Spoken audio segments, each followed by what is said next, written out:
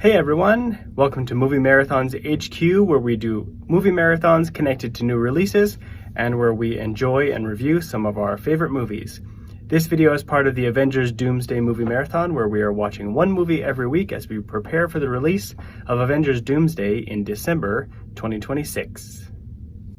Today, we are discussing X2 X-Men United, released in 2003 and directed by Bryan Singer, who it turns out is a horrible person with a long history of problematic behavior.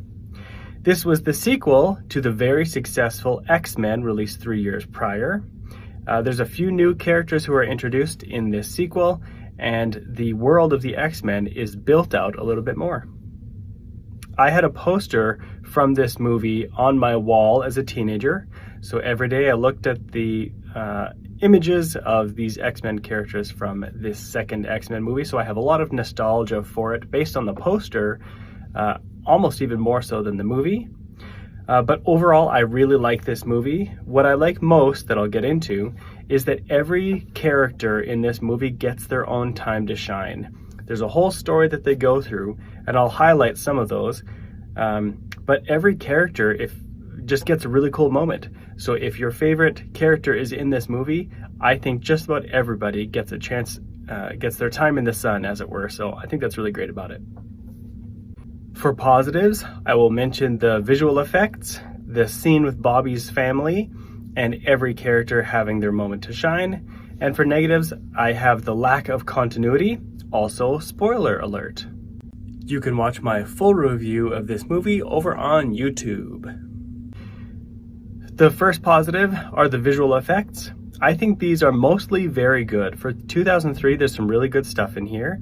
There's particularly one scene where Magneto pulls out all of the blood from one of the security guards and pulls the iron out of it. We're going to talk about that later. But it looks really good, and for a PG-13 movie, it can't be too gory, but the way that the visual effects work conveys what's happening, and it's very memorable. So that's one example that I think is really great. And then there are some scenes with some fight sequences, which is clearly wire work, which is very common at the time, but it is quite good. There's also there's several scenes where Raven's transformations, Raven portrayed by Rebecca Romijn, her transformations continue to be used, and there's one where it's very close up to her body, which I think is pretty ambitious to try to get a close-up of that type of visual effect. It looks very good. It's clearly a digital double, so it's a little bit video game-ish, but still, I think even though it has a little bit of that weirdness to it, it's still very ambitious, and it's pulled off quite well. And throughout the movie, her transformations continue to look great. So I think the visual effects in this movie are very good. Next is the scene with Bobby's family. So this is a very interesting scene for a few reasons. Number one, Bobby is gay in the comics. He isn't in this movie. He's in a relationship with Rogue, played by Anna Paquin. And so Bobby, played by Shawn Ashmore, and very well, I might add, his parents think he's at a prep school. And as they're on the run, he decides the only safe haven they have is back at home. So he goes and brings Marie and brings John and brings Wolverine there. And so in this conversation that they have, Bobby says, "Mom and Dad, there's something I need to tell you." And it's very much an allegory for homosexuality. And I think it's very well done, because as they're discussing this, the parents say, "When did you first know you were and she can't quite get the words out. The word that they mean to say is mutant, but you could just as easily insert that for when did you first know you were gay, but some parents might not have feel comfortable bringing that up. So throughout this whole scene, you can just see this parallel that I think is really strong. So then they say, "Yeah, when did you first know you were a mutant? We still love you, Bobby. It's just that this mutant problem is," and they go on to say that it's like so big and so complex and stuff, which again, there's a parallel there. And then the best part, his mom says, "Have you tried not being a mutant?" And in this context, it's so absurd. Of course he can't try to not be a mutant. It's just his mutant power. It's his ice power. It's just part of him, and it is what it is. And I just think that's a very powerful allegory for his sexual orientation that is definitely done intentionally. And for 2003, in a big blockbuster type movie like this, I think it's pretty bold to take a swing. Now, some may have wanted them to go deeper into that and maybe accurately make the character gay like he is in the comics. But this scene really stands out to me as one of the positives of this movie. Okay, so the last positive to mention, which I do think is the strongest positive, is that every character in this movie gets a moment to shine. I think if you have a favorite character from the comics who's in this movie, just about everybody would be happy with how their character is handled in this movie, because they all get a moment that's great. So I'm going to go through some of them. So if your favorite character is Wolverine, he has a scene in the X-Mansion when Stryker's soldiers raid the X-Mansion at night, and he's the only adult there, so he has to protect all the kids. He goes as close to Berserker Wolverine as we had seen at this point, and so he has an amazing set of scenes in the X-Mansion fighting all these soldiers.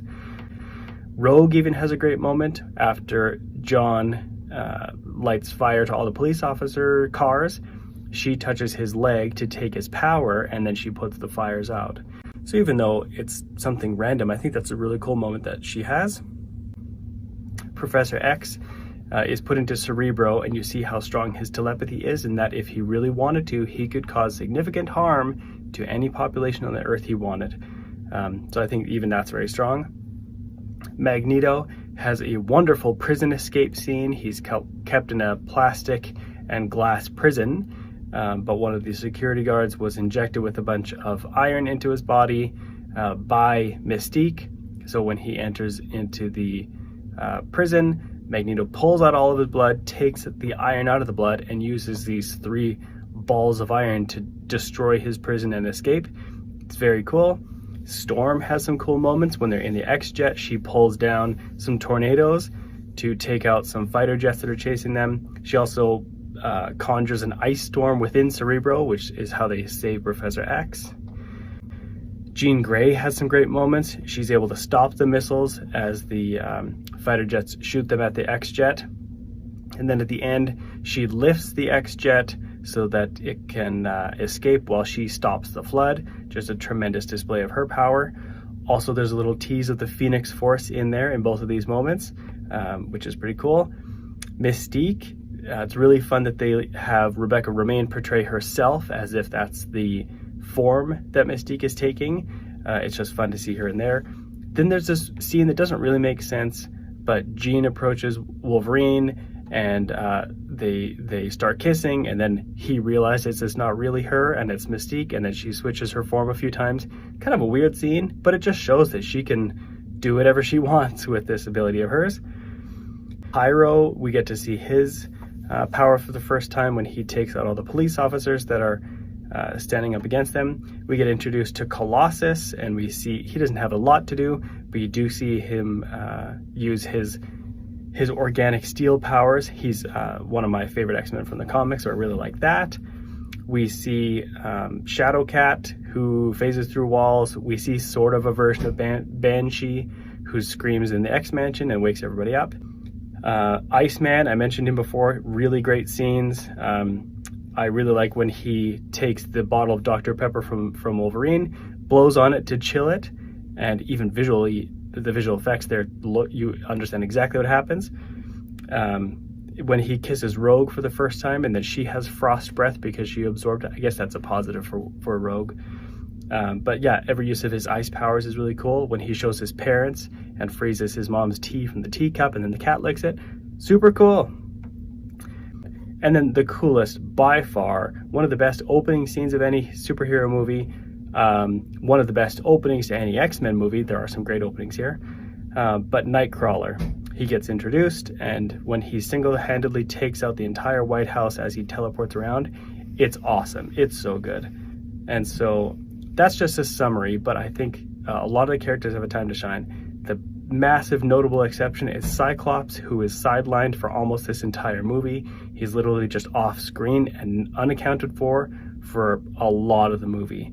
It's really too bad because Cyclops is great in the comics, but in the movies they've never done him justice, I think. So he's the one who doesn't get a time to shine, I think. Yeah, he uses his optic blast a few times, but not in a very meaningful way. So it's too bad for him. But everybody else gets a moment to shine, which I think is so great in this movie. Now for negatives, there is a lack of continuity, and this wouldn't be an X-Men movie review without me mentioning and complaining about the lack of continuity. Here's just a few things. In the first movie, we get introduced to Storm, played by Halle Berry, and she's got a sort of African accent. In this one, it's gone. Her accent's just gone. Now, in fairness, her accent was not very good in the first movie, so abandoning it is not a big loss. But still, if that's the character, that's the character. And then again, Wolverine's origin does not match up with what we had seen in X-Men Origins Wolverine. Though this movie was released first, so technically the continuity issues are with that other movie. It's also a different actor portraying William Stryker in the previous movies than this one. In this one, we get Brian Cox, who does a fantastic job. So really, this is the first exploration of Wolverine's origin. But because we've seen other movies that we've watched chronologically in this movie marathon, they stand out more, that there's so many continuity errors with his origin, but still, not a lot of continuity there. Now, how might X2 X-Men United connect to Avengers Doomsday? Well, Lady Deathstroke and Pyro, who were both introduced in this movie, are seen again in the future in the Void in the movie Deadpool and Wolverine, so that's interesting. There's also a scene in this movie where the song Bye Bye Bye by NSYNC is played on the radio briefly, and that same song is the musical number for Deadpool in Deadpool and Wolverine when he attacks a bunch of TVA agents using this same Wolverine's adamantium skeleton as his weapon. That's pretty fun. We will also see a return in Avengers Doomsday of Patrick Stewart, Ian McKellen, James Marsden, Rebecca Romijn, and finally Alan Cumming, all reprising their roles in Avengers Doomsday, so that'll be pretty fun. So that's my review of X2 X-Men United. What do you think of this movie, and how do you think it might connect to Avengers Doomsday? Make sure to leave a comment below and let me know your thoughts. Follow Movie Marathons HQ on Instagram, TikTok, and YouTube, and also on Letterboxd, where you can see all of the movie marathons that we've done and we are currently doing. The next movie in this marathon is Daredevil. See you at the movies.